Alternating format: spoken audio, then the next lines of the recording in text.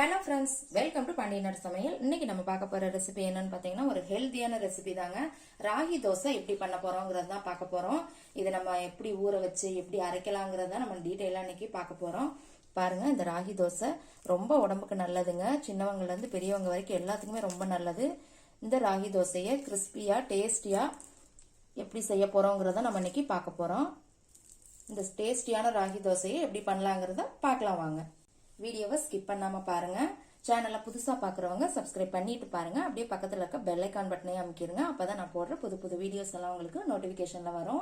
pandiyanaatusamayal சேனலுக்கு support பண்ணிட்டு இருக்க எல்லாருக்குமே ரொம்ப ரொம்ப நன்றிங்க. மேலும் மேலும் உங்க ஆதரவை கொடுத்துக்கிட்டே இருங்க. இப்ப வாங்க எப்படி ப்ரிப்பேர் பண்ணலாங்கிறத பாத்துடலாம். இன்னைக்கு நம்ம ராகி தோசை பண்றதுக்கு என்னென்ன போட்டு ஊற வைக்கலாங்கிறத பாத்துடலாங்க. நான் இன்னைக்கு அளவு இந்த கிளாஸுக்கு தான் எடுக்க போறேன். ஒரு கிளாஸ் ராகி போட்டுக்கிறேன். நல்லா சுத்தம் பண்ணிக்கோங்க ராகியை, கல்லு மண்ணு இல்லாம. அதே கிளாஸ்க்கு ஒரு கிளாஸ் இட்லி அரிசி, அரை கிளாஸ் உளுத்தம்பருப்பு, 2 டேபிள் ஸ்பூன் பச்சரிசி. பச்சரிசி போட்டீங்கன்னா நல்லா மொறு மொறுன்னு ராகி தோசை சூப்பரா இருக்கும். இதோட 1 டீஸ்பூன் வெந்தயம். இப்ப இதை நல்லா ஒரு 3 டைம் கழுவி எடுத்துட்டு வந்துடலாம். பாருங்க, இப்ப நல்லா கழுவி எடுத்துட்டு வந்தாச்சுங்க. 3ல இருந்து 4 டைம் நல்லா கழுவிக்கோங்க. இப்ப இதுல நம்ம தண்ணி ஊத்தி ஊற வச்சிடலாம். இப்ப இது ஒரு 3ல இருந்து 4 மணி நேரம் ஊற வைங்க. நல்லா ஊறட்டும். பாருங்க, 4 மணி நேரம் நல்லா ஊறிடுச்சுங்க.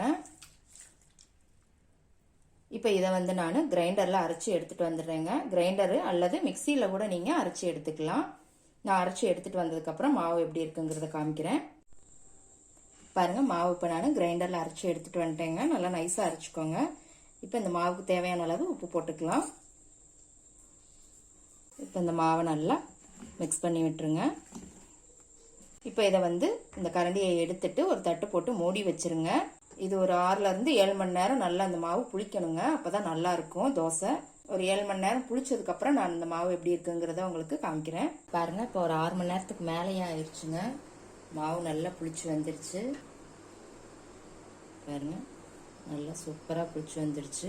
நல்லா புளிக்க வச்சு சுடும்போது நல்லா சாஃப்டாவும் இருக்கும், டேஸ்டியாவும் இருக்குங்க. மாவு கொஞ்சம் டைட்டா இருந்தது அப்படின்னா இதோட கொஞ்சம் தண்ணி கலந்து மிக்ஸ் பண்ணிக்கோங்க. இப்ப நம்ம அடுத்து தோசை ஊத்திடலாம். இப்ப கேஸ்ல ஒரு தோசை கல் வச்சுக்கிறேங்க. கல்லு நல்லா சூடாகட்டும். பாருங்க, கல்லு நல்லா சூடாயிடுச்சு. இப்ப நம்ம தோசை ஊத்திடலாம். ஒரு கரண்டி மாவை எடுத்து ஊத்திக்கோங்க. நல்லா நைஸா தேய்ச்சிக்கோங்க. அப்பதான் நல்லா மொறு மொறுன்னு வரும். இப்போ இது மேலே கொஞ்சம் எண்ணெய் விட்டுக்கலாம். கேஸ் ரொம்ப ஹை ஃப்ளேம் வைக்க வேண்டாங்க, மீடியம் ஃப்ளேம் வச்சுக்கோங்க. பாருங்க, நல்லா வெந்துட்டு இருக்குது. இன்னும் நல்லா வேகட்டும். அதுக்கப்புறமா நம்ம திருப்பி போட்டுக்கலாம். இப்போ நல்லா வெந்துருச்சுங்க. இந்த பக்கம் நம்ம பரட்டி போட்டுக்கலாம். பாருங்க, எவ்வளோ சூப்பராக வந்திருக்குதுங்க. இந்த ராகி தோசை உடம்புக்கு ரொம்ப நல்லதுங்க. சின்னவங்கல இருந்து பெரியவங்க வரைக்கும் எல்லாருக்குமே அது ரொம்ப நல்லது. கண்டிப்பா இந்த மாதிரி அடிக்கடி செஞ்சு கொடுங்க. முக்கியமா குழந்தைங்களுக்கு இந்த மாதிரி தோசையா செஞ்சு கொடுத்தீங்க அப்படின்னா அவங்களுக்கு தெரியவே தெரியாது இதுல ராகி தான் போட்டிருக்கோமா அப்படின்னு. அந்த அளவுக்கு டேஸ்டியா இருக்கும், உடம்புக்கும் ரொம்ப நல்லது. இப்ப இந்த பக்கமும் வெந்துருச்சுங்க. இப்ப நம்ம எடுத்துடலாம். பாருங்க, எவ்வளவு மொறு மொறுன்னு சூப்பரா வந்திருக்குதுன்னு. பாருங்க, எவ்வளவு சூப்பரா இருக்குதுன்னு.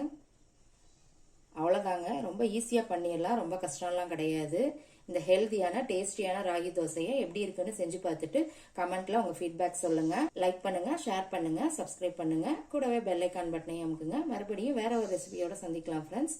அன்போடு சமைத்து ஆனந்தமாய் உண்டு இன்பமாய் வாழுங்கள். வாழ்க வளமுடன்.